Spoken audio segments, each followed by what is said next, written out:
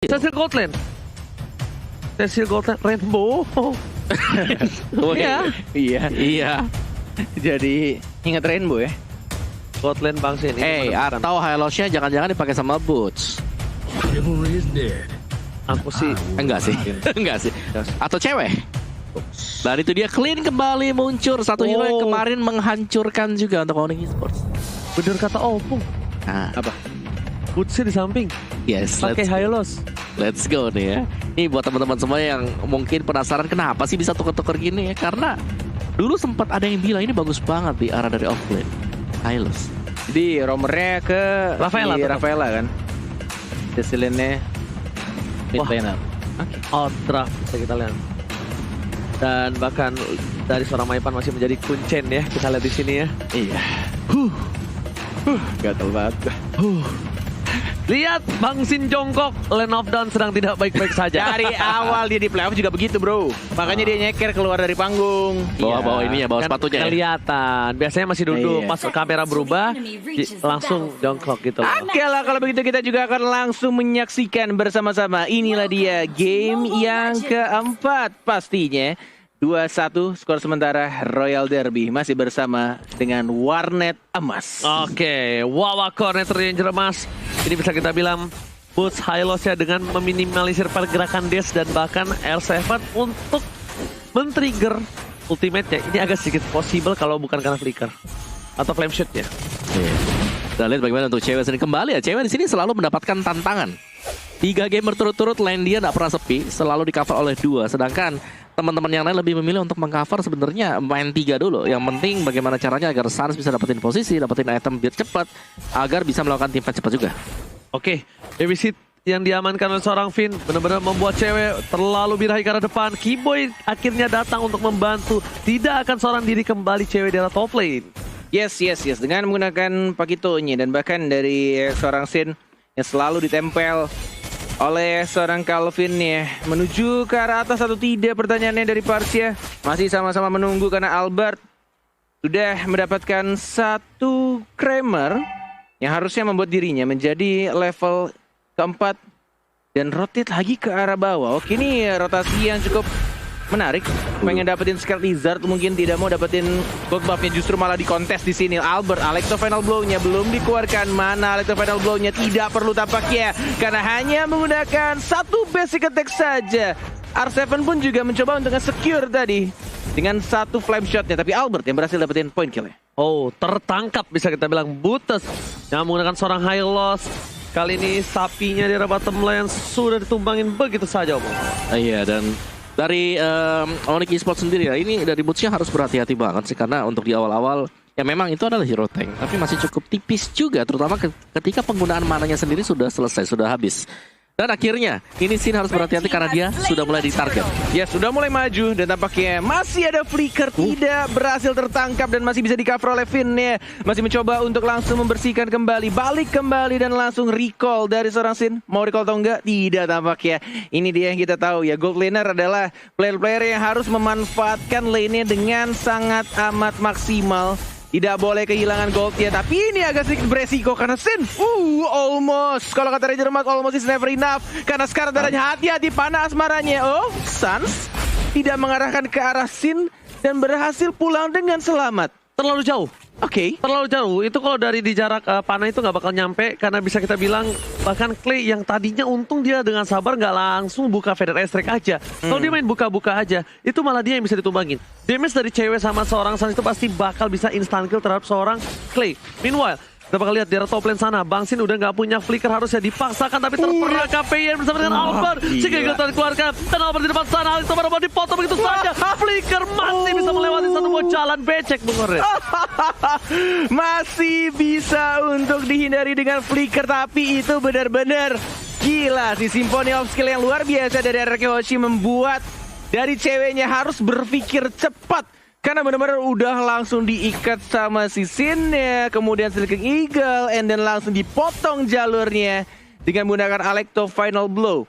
Tapi ini membuat dari Benedetta-nya lagi-lagi Albert kebuka tapi di sana dengan menggunakan Mountain Shocker. Sticking Eagle terlalu depan, tidak terkena stun dan masih bisa dihindari begitu saja Fines Karat. Dan bahkan langsung diamankan 1 poin kill tambahan. Clay tidak berhasil nge-trade kill-nya dan membuat anak-anak Argosy harus retreat, cabut. Oh, hampir saja tadi cakar dari seorang Cecilian sebenarnya dapat, tapi Purify yang tepat membuat Sin masih bertahan. Tapi sayang sekali Omong Wawa.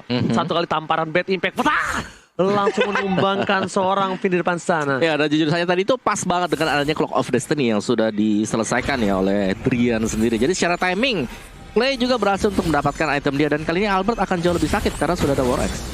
Oke, bukan hanya War Axe tapi dari seorang Albert kali ini bakal bisa saja memotong jalannya teamfight dari tim Onyx. Tapi di belakang cewek yang mau melakukan flanking. Bang Sin difokuskan untuk farming. Di depan sana saya mencoba untuk menggantung pergerakan, tapi Albert tapi ditolong. Retri kali ini terganggu dan bahkan Albert tershutdown-kan karena hilang di depan sana. R7 Bus benar-benar mengganggu pergerakan di arah belakang dan bahkan membuat para pemain dari tim Anarchy gak bisa mengcover.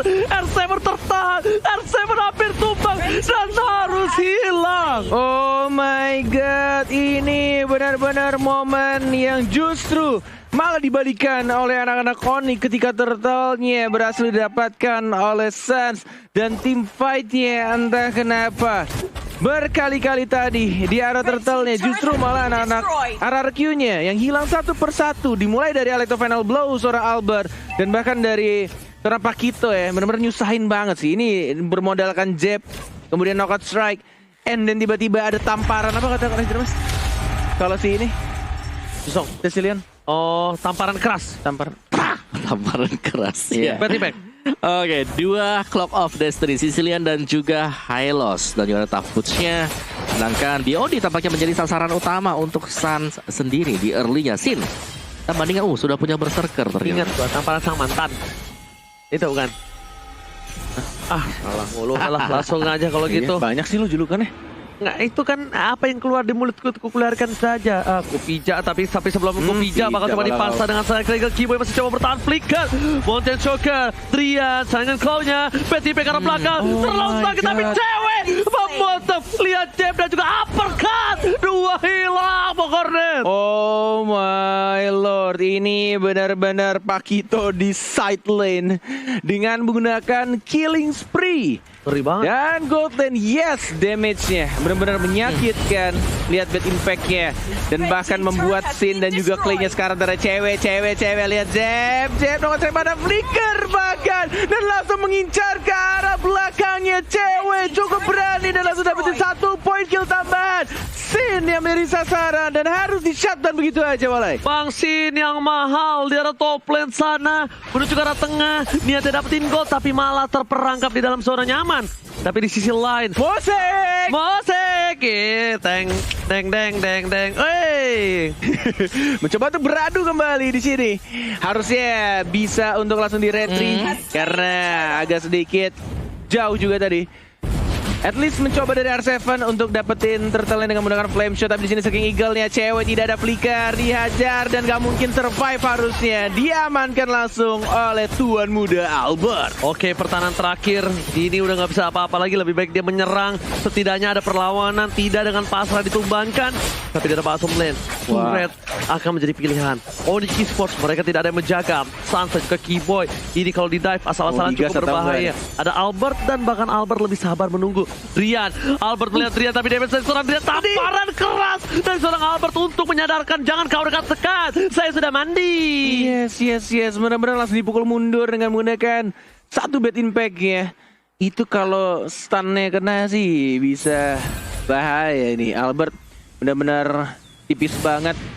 Dan bahkan kita lihat juga dari Kiboy-nya. Wow. Tas dilakukan di sana. Masih belum maju ke arah depan. Hanya sedikit membuka visionnya. Kiboy cukup berani mau nge-stun kayaknya tadi, tapi belum cukup. Dan bahkan langsung di-cancel begitu aja oleh seorang Clay-nya dari Federal Strike ya, tidak mau langsung ke arah seorang Suns barusan. Oh. Bahkan